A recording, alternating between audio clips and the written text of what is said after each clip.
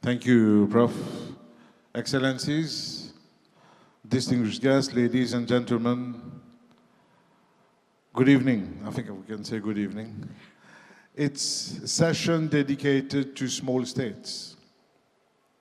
Small states are small in size, but the challenges they face are same as the very big nations.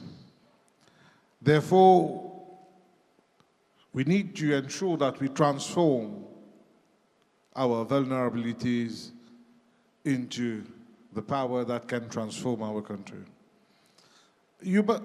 Sometimes we do not realize that one hurricane, one cyclone can cost us 1 year of GDP.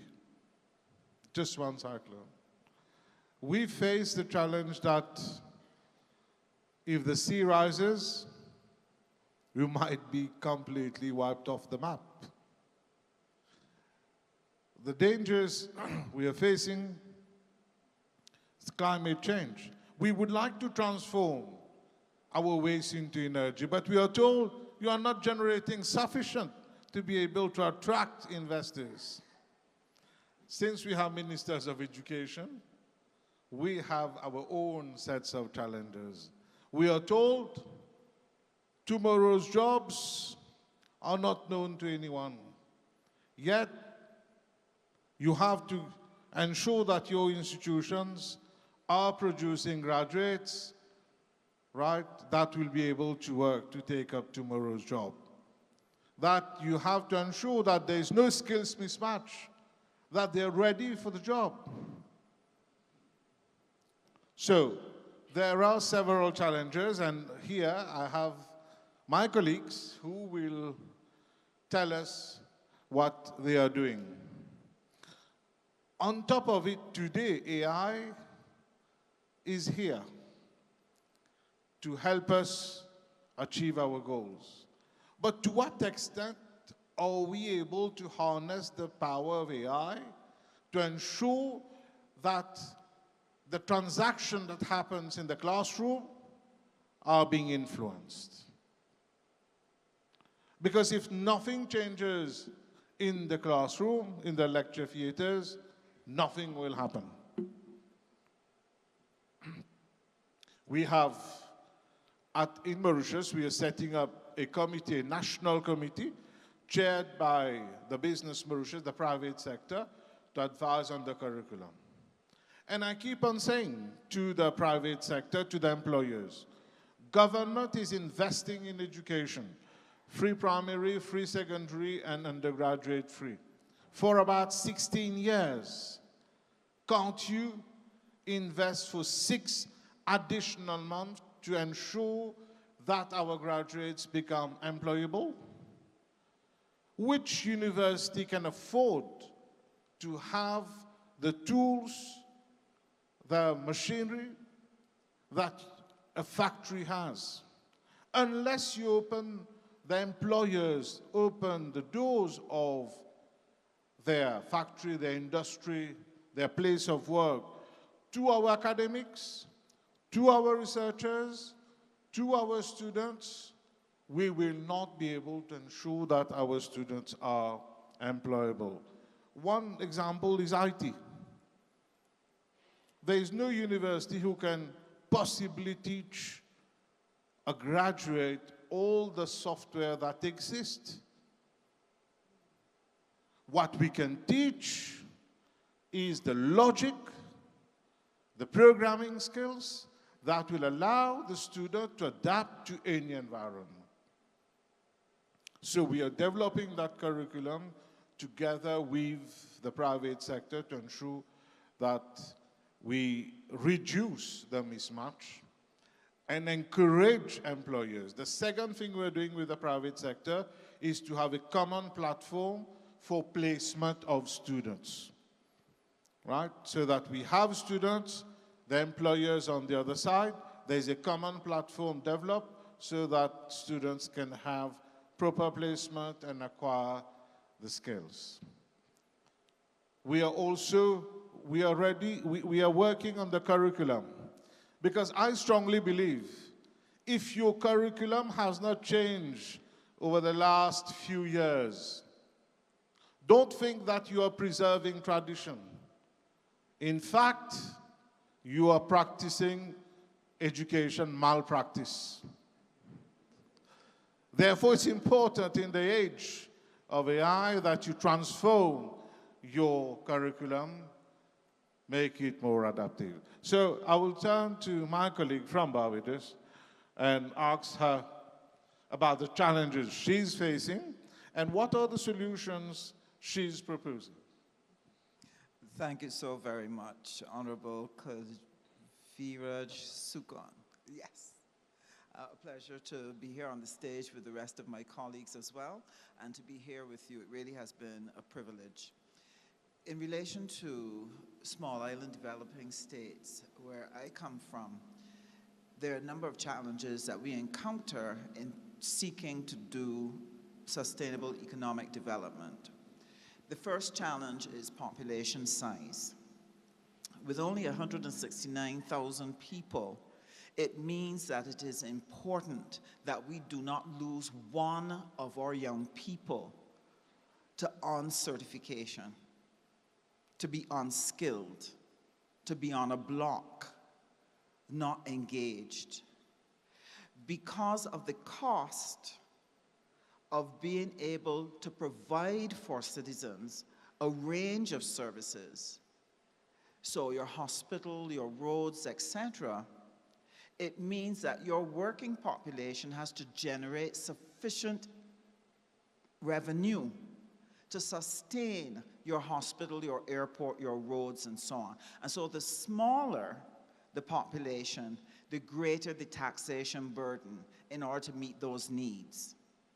So the solution to that is to get your young people earning higher level wages, because the higher their wages are, the better the government revenues are going to be able to sustain the services that the citizens need. And this is why the issue of open education resources, why the online learning, why AI and all of those things, the reskilling and upskilling that is going to be necessary, is going to be critical for economic development. Now, another situation that we face in Barbados is that we are an aged population. And we, therefore, have a large section of our population that is over 60 years of age. They're moving into retirement. They now need to draw down on resources without necessarily contributing to the productivity of the economy. So with a shrinking youth base, we don't have enough youth to produce, to build the enterprises, to be able to generate the economic revenues that will help us to be sustainable in the future. Now just add on top of that a whole set of your young people leaving school without certification. It is a recipe for economic disaster. Now, how are we going to overcome the problem? One of the things that we have to do, and this is what we've been looking at in Barbados, is seeking out our diaspora to be able to connect with them and get them to re-engage in the economic development of Barbados. There are two things that they bring. One, they may bring resources, but more importantly, they bring knowledge, and they want to share. So therefore, having a platform of new educational resources, they can contribute to that they can enrich our domestic population with the knowledge that they have acquired because they left a long time ago earning and learning elsewhere. But they can enrich us if we can reconnect them to our own economic development.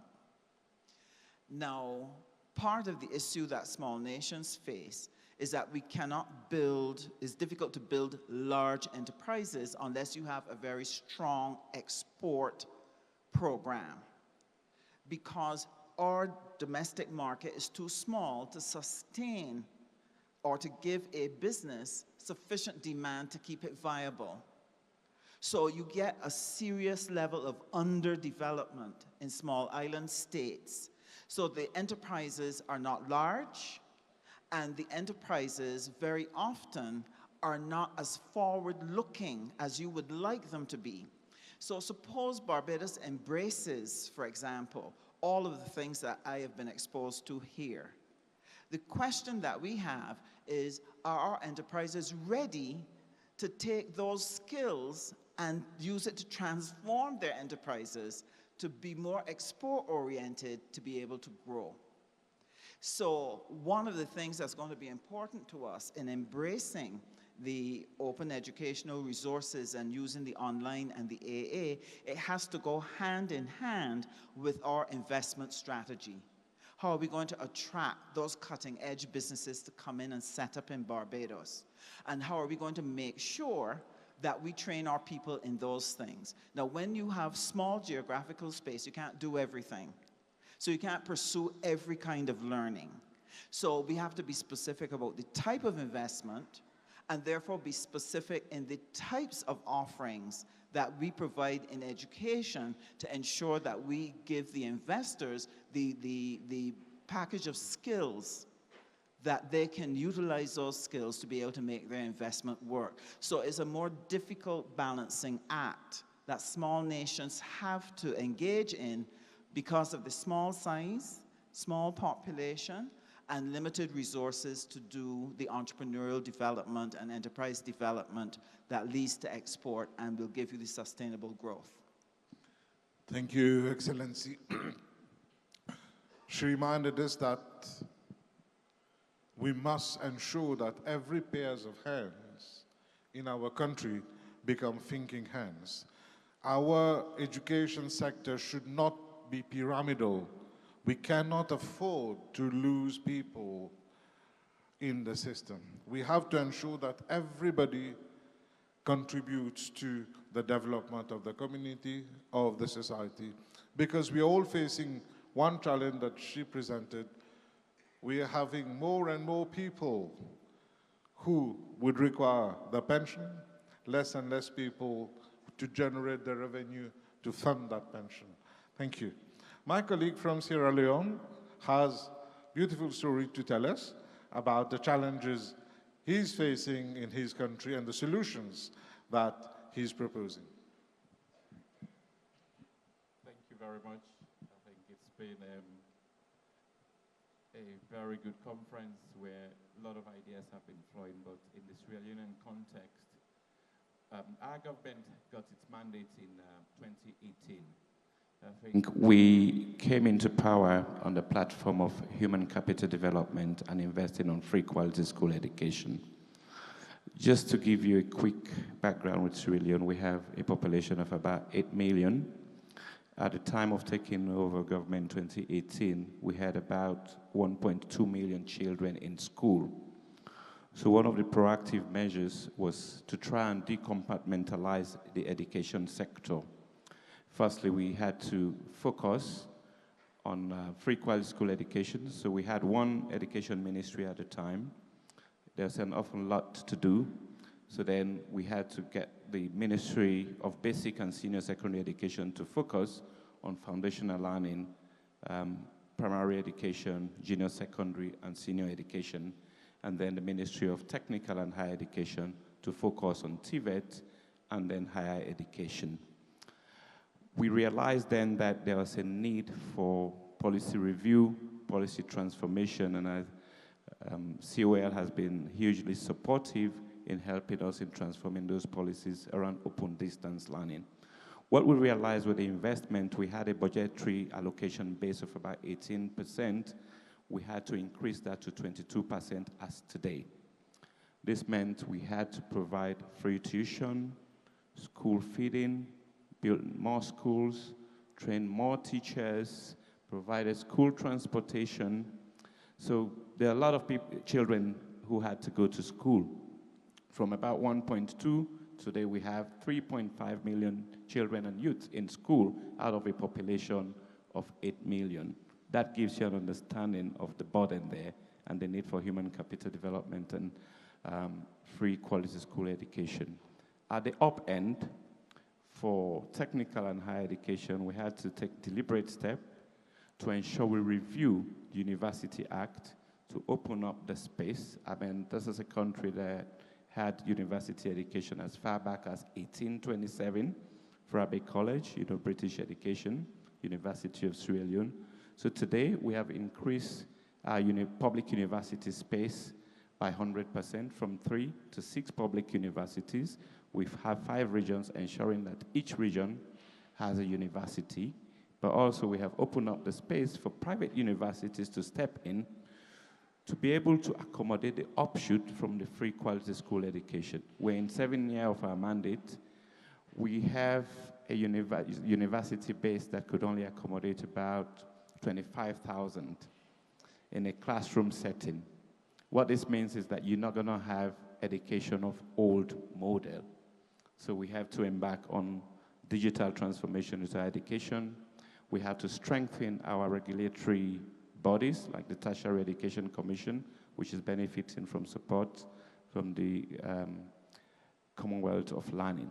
But also TVET skills, we realized that with a huge youth population of about 70% with high unemployment, they needed to develop the right skill set.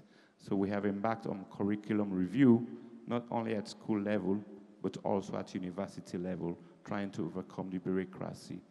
We also tried to depoliticize our universities. So traditionally, our president was the chancellor of all public universities. So he had to let that go by law, looking for people with integrity, business-mindedness to take over the universities so that they will be more outward-looking than inward-looking.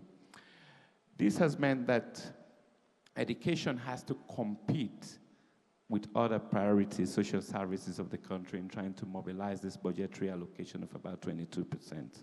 So that's where we've been. With our national development agenda, we realized that we have to build the education base. We have to ensure our young people acquire the right skill sets.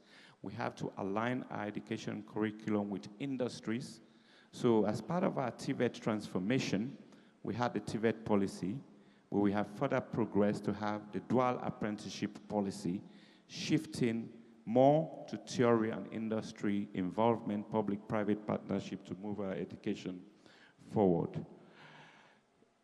Also, I think finance is key because there's this huge investment at school level that cannot be directly replicated at higher education level. So we have introduced the student loan scheme for higher education, but also ensuring that we put emphasis on STEM education and science, in particular girls. So we maintained the granting aid, government granting aid for women, and with this, in our president's agenda, President Julius Maada bill, doing transform education, putting emphasis on this, we have seen that more girls are taking up science options. We also had other interventions from our First Lady around hands of our girls to move away from early marriages, because in villages and so they rather opt for children to go into early marriages. But with this educational option where you don't have to worry about tuition, you don't have to worry about uniform, you don't have to worry about school feeding, but also bringing in mobile network operators to ensure that the digital divide is closed up. So digital transformation has been a huge one, and we put in emphasis on that. It doesn't come cheap, because the things you take for granted in developed countries, as in connectivity, as in having access to tablets, internet connectivity, access, affordability, the availability is a bit top-heavy for the government, so we continue to engage. But I think one of the emphasis, and I think one of the key lessons learned with TVET, you cannot transform TVET if the technical vocational institutions are not equipped with the right equipment, if you don't have the right theater for training. You know, if you want to train someone on construction, on plumbing, or renewable energy, on ICT, if you want to take advantage of AI, then the infrastructure has to exist to move that forward. I was pleased today when we had the micro-credentials training, also the length of time that young people take on training to avoid attrition rate, high attrition rate. I think it's important that we take advantage of these opportunities. Our development plan today, we have what you call the Big Five game changes, focusing on food security, building on human capital development, but also building on 500,000 jobs for our young people.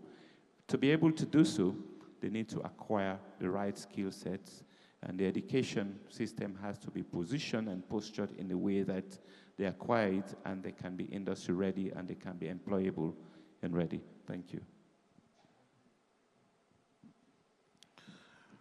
Thank you. Thank you very much for sharing the initiatives that your government is taking, showing that either they have decided to become the architect of change rather than be complacent. Increasing access, taking care of gender, ensuring relevance, ensuring that digitalization is taking place, ensuring more and more access to education, technical education, ensuring that they remain relevant. And at the same time, I think one of the issues facing, he reminded us that we're facing the same issue, food security, climate change, right, is affecting all of us. And we need our people to think of solution. Very often at universities, I know there are many academics here who are very happy,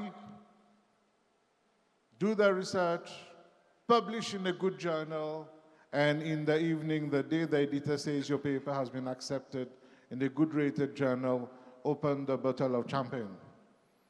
But we need to go more. We need to go beyond that to ensure that the research we are doing has an impact, can make a difference in the life of people. And this is where we would like our academics to become more and more involved in crafting solutions affecting our countries. Thank you, Excellency.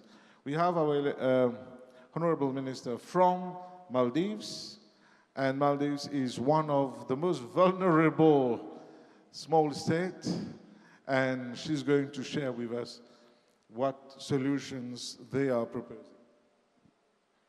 Good afternoon, everyone. Thank you, Botswana. Thank you, Cole, and thank you, Simca, for the wonderful and amazing experience.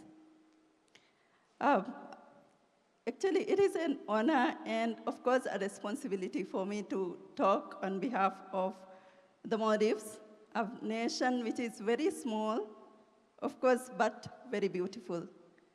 And you know that this beauty attracts a lot of people from near and far.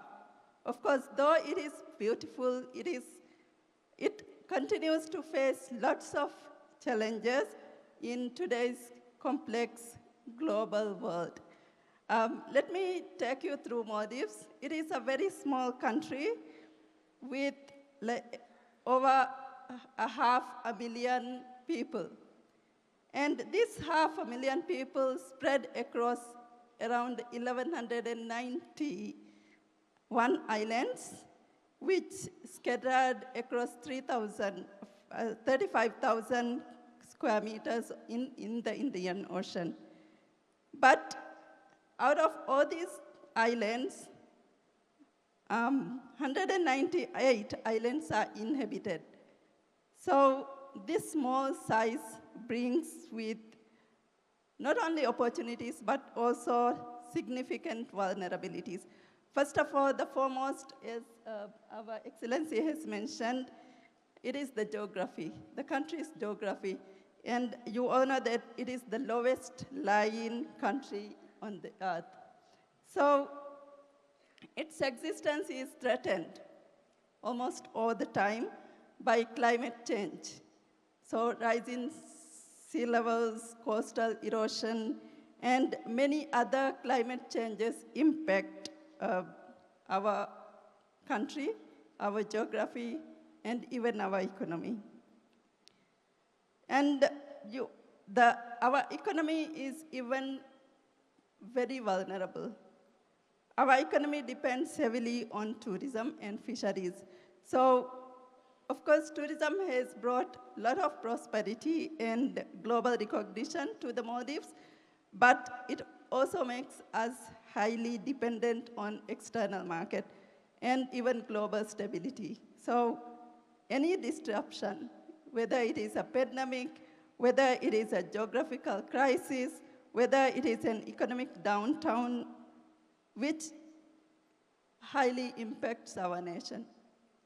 So apart from that, the country's inherent, the structure, the structural challenges is, of course, evident.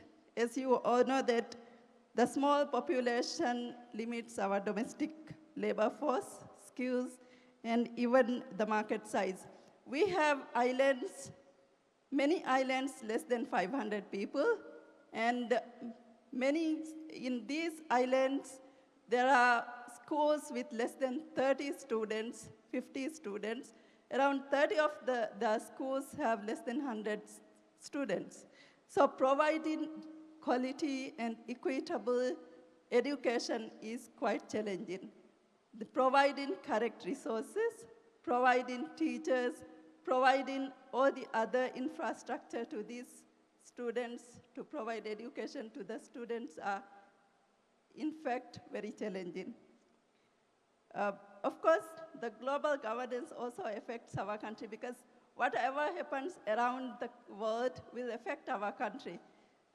It will, of course, we lack the political and economic weight to influence international decisions, which also influences the international decisions that affect our country. Of course, we have lots of priorities. We are on the frontliners of issues like climate change, ocean governance, and even sustainable development.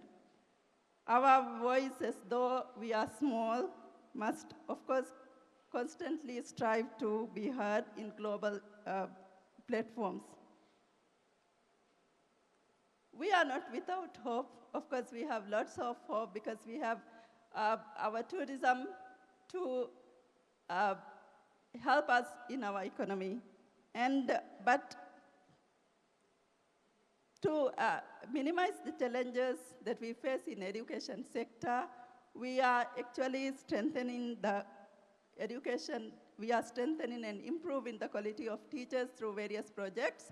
Now we are trying to provide assistive technology to the teachers. Of course, not all the students and teachers, but to a limited. We are starting to provide through various funds, through international funds as well. And then we are also trying to improve our digital platforms. We are trying to improve teachers and also produce more teachers. Very recently, we have hosted a teacher education program, and this program will provide opportunities for those students in grade 12 to do teacher education. And also, SEND teacher education program is also launched very recently, and with the help of the government fund, many teachers, around 600 teachers SEND teachers will be trained. And apart from that, we have also opened TVET pathway for grade 11 and 12, so they can choose different pathways, apprenticeship, academic, and TVET pathways are opened. So in this case, we will be able to produce the workforce needed. And very recently, we have also reformed our curriculum to make it more skill-based. And then with this objective, preparing children for life, we are trying to enhance their competencies and to prepare them for the life of and workforce which are required to the Maldives. Thank you. Thank you. Thank you for reminding us that for small states, especially small island states, survival is not guaranteed by geography. It has to be secured. Secured by resilience, secured by solidarity, secured by our ability to transform our size into our strength. Thank you very much. I open the floor for questions from our distinguished guests present here.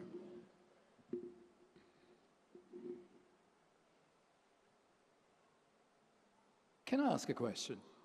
As somebody who's I've been an advisor to a minister in my country, and one of the things I haven't heard yet is the ability of small states to act quicker, faster than larger countries. And specifically, I'm thinking in terms of innovation, doing things that other countries can't do. In my small country, we became the first nation state to have blockchain credentials, which was then referenced for Gartner. And then the governments from the Commonwealth started to come in to see what we were doing. So I'm just asking whether small states can strengthen this cooperation with each other, because right now we're all together on the podium, right? Can you take this beyond and work with international partners, I think, without losing autonomy in shaping your education agendas? So for instance, could you have South-South partnerships among small states, for all I know? Does any of that resonate with you?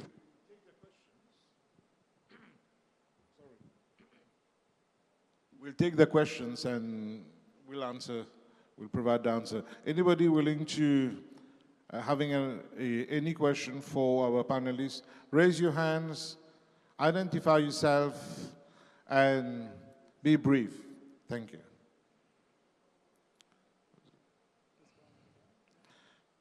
Yes, anyone? I can't. There are mics, our colleagues from COL. So while we're having, maybe, ma'am, you wanted to provide the answer to the question. In theory, yes, we should be able to be more flexible, more agile, and so on. But what that begs at the same time is that we have the vision, the focus, and the resources to really act. I think one of the ways in which we saw that with Barbados was during COVID.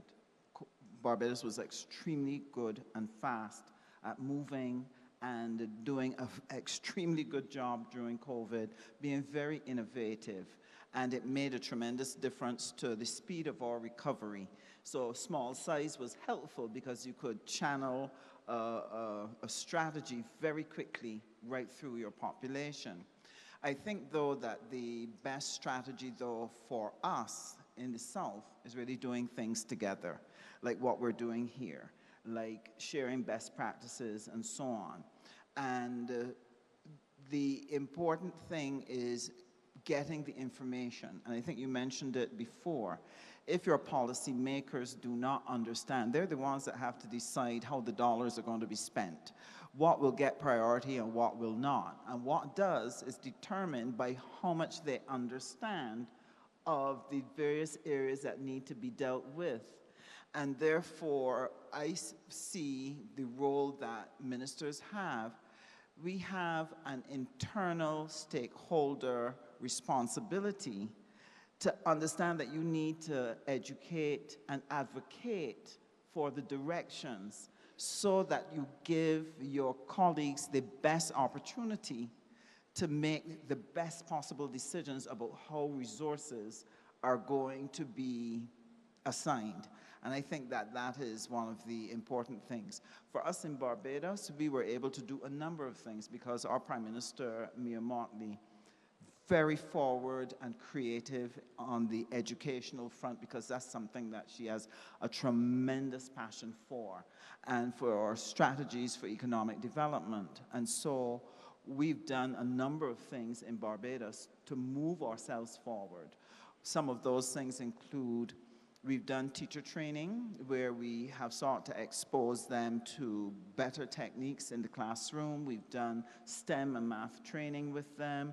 They're also been taught how to use new methods of assessing their students. This is going to be very important, and this is something I was hearing constantly here. How are we going to do assessments?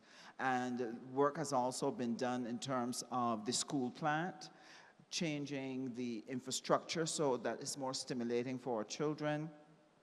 Every child has a tablet that the government has given to that child that they can engage the online platform.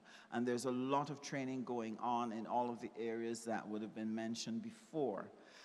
But what would be so helpful, yes, I know that we've come here to this conference, but sometimes by the time we get home and the work that we left behind hits us at our desk, we lose the momentum of sharing, of prioritizing, of implementing, of getting back to people that we said we need to do some dialogue with to take things further. And it's going to take a great deal of focus and discipline on our part to take the tremendous value that we have experienced here and really translate it into forward movement for all of our nations so that we have converted the thoughts into actions. Thank you. Thank you. Do we have any question from the audience? Yes, we have one here. Yeah, thank you very much for the presentations. My name is Vincent Stanislaus. I am from Tanzania, specifically the Open University of Tanzania. Well, I have heard from the presentation, and I have noted that most of the presenters are coming from small-sized countries. So I would like to, maybe if we can get some insights from countries with the high population. For example, in my country, we are around 60 to 70 million people. And the strategies that you were proposing and the challenges that you are facing are almost similar to ours. So maybe if you can get some insights on what could be the strategies maybe for those countries with high population like Algeria, Egypt, Nigeria, what do they do to ensure economic prosperity, development, and growth? Thank you. Another question here.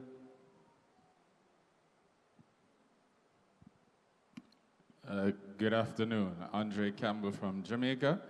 So I have a question as it relates to, and maybe I'll leave you at a point.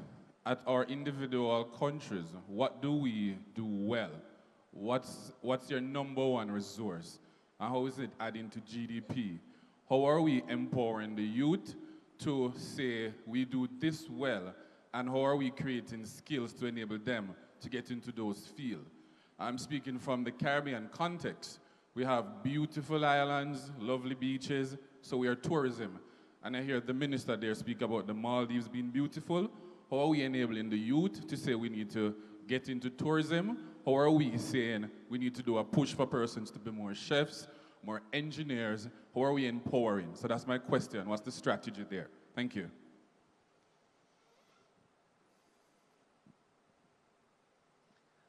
Thank you very much, honorable ministers. I'm Karen Ferreira from Eswatini, another small state. My question comes back to the first observation you made about how to keep that momentum. What tools would you need to keep that momentum going, to share amongst yourselves, to assist when some small states have particular skills that others don't have, and that you can then assist each other? Thank you very much.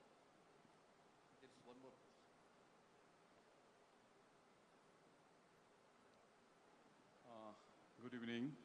I'm Dr. Bishwajit, representing Central Board of Secondary Education under Ministry of Education, Government of India. So my question is how Commonwealth is planning to harmonize the qualifications, different kind of qualifications for the member countries, so that considering the future global workforce, how these qualifications can be mutually recognized, at least in the member countries. Thank you. Here is another question. One more question here. Sorry, I'll make it quick. Gary Plume from Canada. I'm just wondering about, from a political and geographic standpoint, and about regional differences. So thinking about the Maldives, which is maybe isolated amongst other small states, but Barbados in the Caribbean is nestled amongst other small states.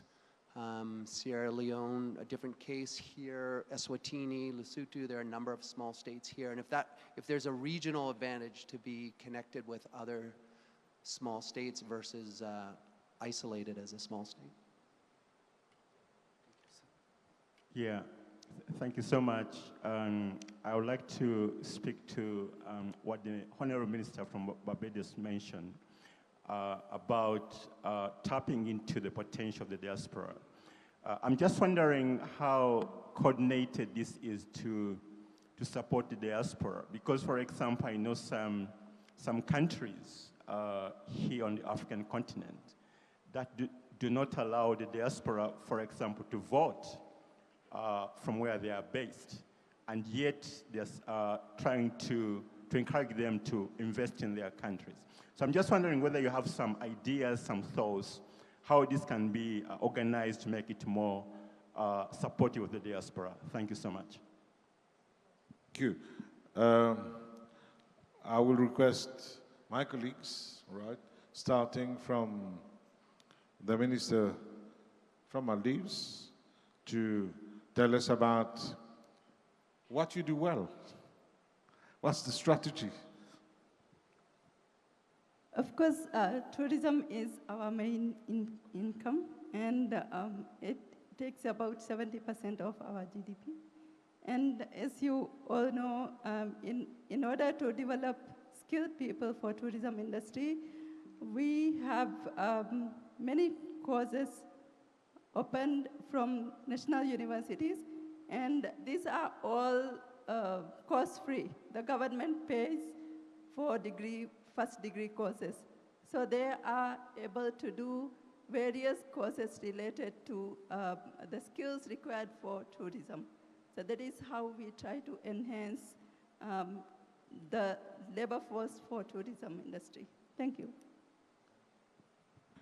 My colleague from Sierra Leone, if you could answer the question on what are the tools required to be able to, it's joined the first question put to us, right?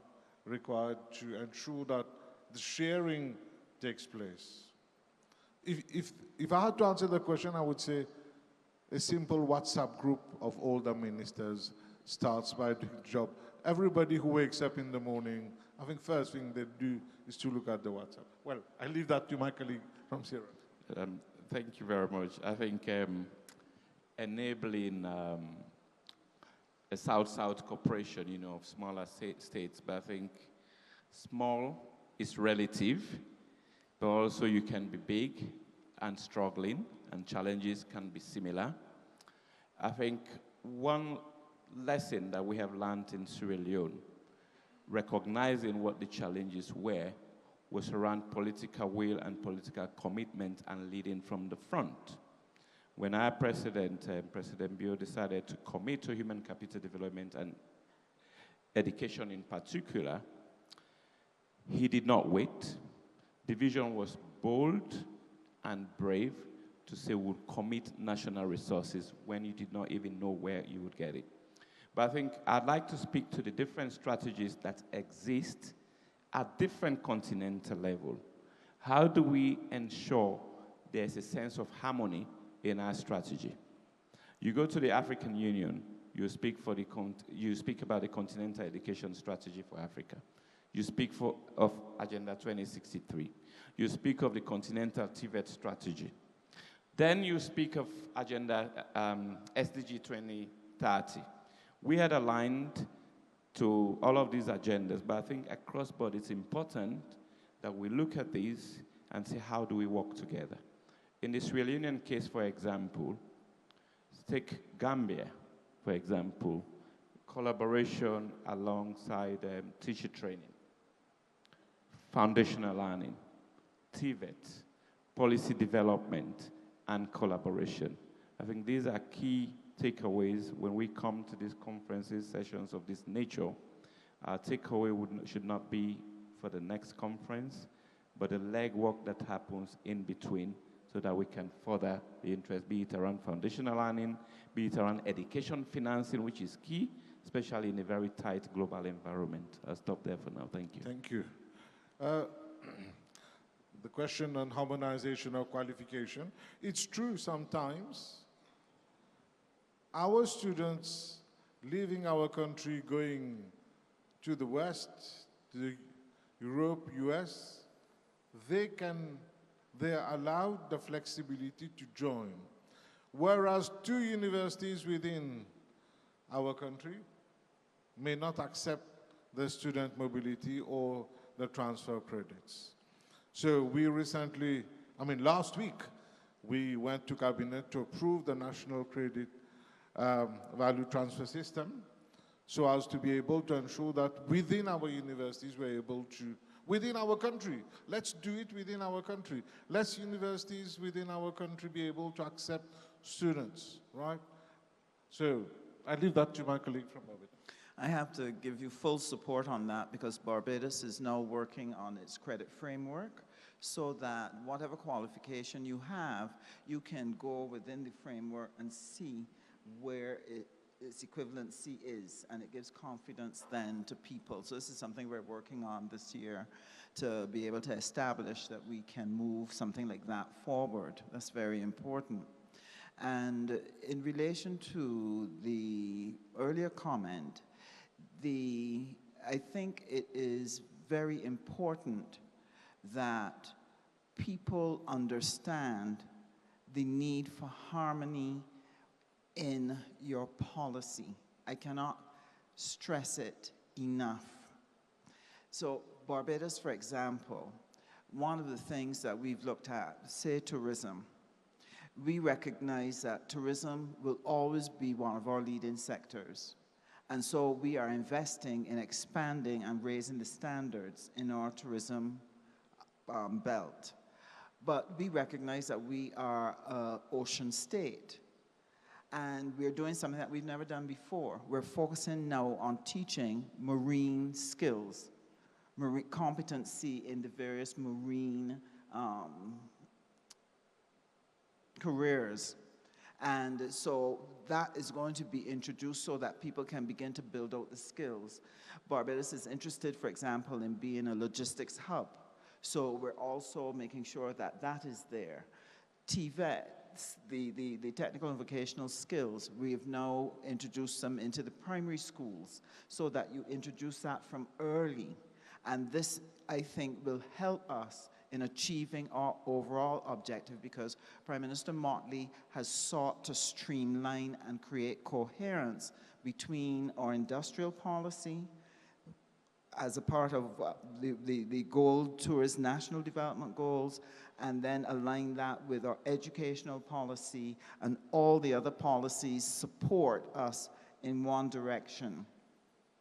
But the thing that will make this truly work, and with your indulgence, I will just share something for a moment, and it is this. Here we've been talking about innovation and creativity. And one of the things is that the dynamics over the past centuries have sought to kill creativity and innovation. And not having recognized what caused it, we never sought to re-engage and find a path to bring our people into the creative and innovative thinking, which is absolutely necessary for economic development. Now, here's how that happened. Back in the day when we had hunter-gatherers, people observed and brought the information from their observations back to the village and shared it. People respected their observations and their thoughts. And so everybody was a part of creating knowledge and creating understanding and creating innovation. After a while, we needed a way to remember it. So we started to write it. But after creating books with the information, we now made the book the judge of other observations. So if you had an observation that was not in the book, it could not be right. And what it taught our populations to do is to stop thinking and only do what the book says you can do. Then, by the time only some people could read, You then developed people who were experts, and everybody else then was classed as a dummy or illiterate or uneducated, and therefore your experiences, your thoughts, your creativities were now no longer relevant. And so that shut down curiosity. What we're seeking to do today, and that is what really warms my heart, in terms of changing how we educate our people, what we're seeking to do is to reconnect them with their creativity. And that means helping them to respect their observations. So it's important that that becomes a part of the end product that we create out of this effort to recreate innovation within our people, and then we will build the economic development that will sustain us. Thank you, Excellency. The question diaspora, I just want to tell you, for example, Mauritius has a scheme to attract diaspora, right, to provide them all the facilities that they can come and contribute to the economy. The only difficulty you will face is the salary they earn. You won't be able to match that salary when they come to Mauritius, to your country. Regarding the issue raised by Tanzania, I would like to tell you that there is no secret.